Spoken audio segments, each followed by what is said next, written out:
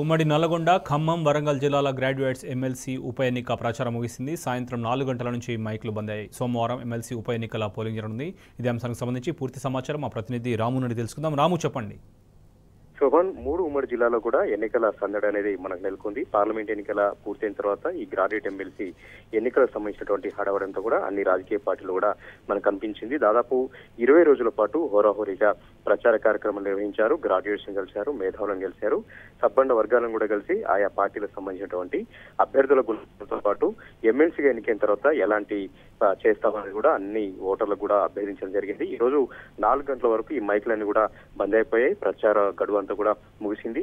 ఈ నియోజకవర్గానికి సంబంధించి ఉప ఎన్నికకు 6వ అధికారిగా నల్గొండ జిల్లా కలెక్టర్ హరిచంద్ర వ్యవహరిస్తా ఉన్నారు. కొద్దిసేపటి క్రితమే మీడియా సమావేశం నిర్వహించి ఎక్కడికక్కడ కూడా ప్రచారాన్ని బంద్ చేయాలి, మైకులన్నీ కూడా ఆపేయాలని చెప్పారు. ఇతరులు ఎవరైనా ఉంటే వారందరూ కూడా నియోజకవర్గం దాటి వెళ్లిపోవాలని కూడా ఇప్పటికే ఆదేశాలు జారీ చేయడం జరిగింది. ఇక ఈ ఎన్నికలకు సంబంధించి దాదాపుగా 4,63,000 మంది పట్టభద్రులు తమ ఓటకును నమోదు చేసుకున్నారు. వారందరికీ కూడా ఇప్పటికే బిఏఓలు వాళ్ళందరికీ కూడా తిరిగి వారికి ఓటర్లకు సంబంధించినటువంటి స్లిప్పులను కూడా పంపిణీ చేయడం జరిగింది. ఇది అన్ని ఎన్నికలాగా కాకుండా ఒక ప్రత్యేకంగా ఉంటుంది.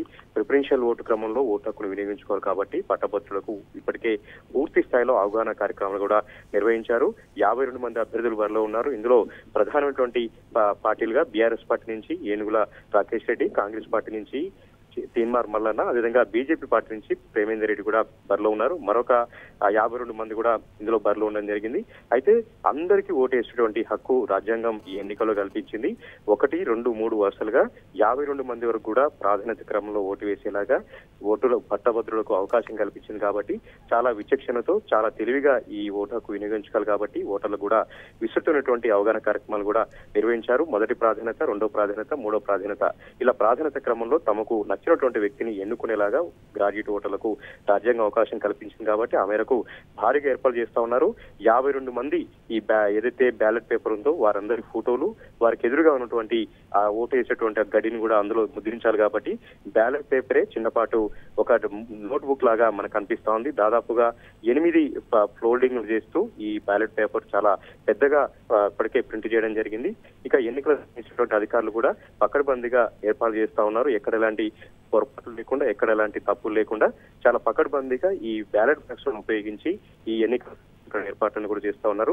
అన్ని ఎన్నికల్లో సాంకేతికతను ఉపయోగించుకొని ఈవీఎంలను, బ్యాలెట్ యూనిట్లను ఉపయోగించి ఎన్నికలు నిర్వహిస్తున్నప్పటికీ కూడా ఇక్కడ ప్రిఫరెన్షియల్ ఓటు ప్రకారం ఓటు హక్కు వినియోగించుకోవాలి. కాబట్టి బ్యాలెట్ పేపర్లతోనే ఈ ఎన్నికలు నిర్వహిస్తా ఉన్నారు. బ్యాలెట్ బాక్స్లను కూడా ఇప్పటికే సిద్ధం చేయడం జరిగింది. రేపు ఉదయం నుంచి అన్ని జిల్లా కేంద్రాల్లో రిసెప్షన్ కేంద్రాలను ఏర్పాటు చేసి పోలింగ్ సామాగ్రిని కూడా పంపిణీ చేసి రేపు సాయంత్రానికి ఆయా సిబ్బంది అంతా కూడా పోలింగ్ కేంద్రాలకు చేరుకొని రేపు నైట్ అక్కడే బస్ చేసి ఎల్లుండి 27వ తారీఖున ఉదయం 8 గంటలకు పోలింగ్ ప్రారంభించేలాగా పకడ్బందీగా కూడా ఏర్పాట్లన్నీ కూడా సమాంతరంగా జరుగుతా ఉన్నాయి. ఇప్పటికే ఎన్నికల పరిశీలకులు వచ్చారు.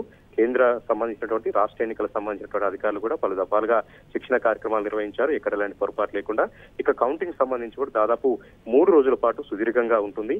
మొదటి ప్రాధాన్యత ఓట్లలో సగానికి మించి ఒక అభ్యర్థికి వచ్చినట్టయితే అప్పటికప్పుడు ఫలితం తేలుతుంది. కానీ ఏ ఒక్క అభ్యర్థికి కూడా మొదటి ప్రాధాన్యత ఓట్లలో సగానికి మించి ఓటు రాకపోతే ఎలిమినేషన్ ప్రక్రియను ప్రారంభించి వారికి వచ్చినటువంటి ఓట్లలో 2వ ప్రాధాన్యత ఓట్లను లెక్కించి ఆ ఒక అభ్యర్థిని ఎవరైతే గెలుస్తారో వాళ్ళ అభ్యర్థిని నిర్ధారించాలి. కాబట్టి 3 రోజుల పాటు కూడా ఒక సుదీర్ఘంగా ఈ కౌంటింగ్ ప్రక్రియ ఉంటుంది.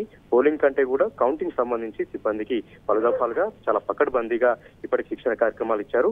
మొత్తంగా పట్టభద్రులు ఎవరిని ఎన్నుకుంటారు, ఎవరికి పట్టం కట్టబోతా ఉన్నారు కూడా సర్వత్రం ఉత్కంఠ ఉంది.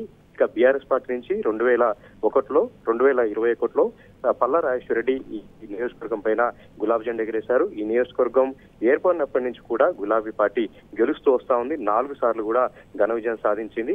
మొన్న జనగామ ఎమ్మెల్యేగా పల్లా రాజేశ్వర రెడ్డి ఎన్నిక కావడంతో ఆయన ఈ పదవికి రాజీనామా చేయడంతో ఉప ఎన్నిక జరుగుతుంది. కాబట్టి సెట్టింగ్ స్థానాన్ని నిలుపుకునేలాగా గులాబీ పార్టీ అయితే చాలా జోరుగా ప్రచారం నిర్వహించింది. ఈసారి కూడా విజయం తమదే అన్న ధీమాతో వ్యక్తమవుతా ఉంది. ఏనుగుల రాకేష్ రెడ్డి విద్యావంతుడు, బిట్స్ పిలానీలో గోల్డ్ మెడలిస్ట్. కాబట్టి అవతల పార్టీలో ఉన్నటువంటి అభ్యర్థులందరూ కూడా చదువుకోలేదు, కొంత క్రిమినల్ కేసులు ఉన్నాయి. కాబట్టి గెలుపు నల్లేరుపై నడికే అన్న ధీమాలో బీఆర్ఎస్ పార్టీ కూడా చాలా ధీమాగా మనకు కనపడతా ఉంది. ఏదేమైనప్పుడు కూడా ఎల్లుండి పట్టభద్రులు అభ్యర్థుల భవితవ్యాన్ని బ్యాలెట్ బాక్స్ లో నిక్షిప్తం చేయబోతా ఉన్నారు. ఇందుకు సంబంధించి అధికారులు అన్ని రకాల ఏర్పాట్లు కూడా పూర్తి చేశారు. Shobhan. Right Ramu, thank you.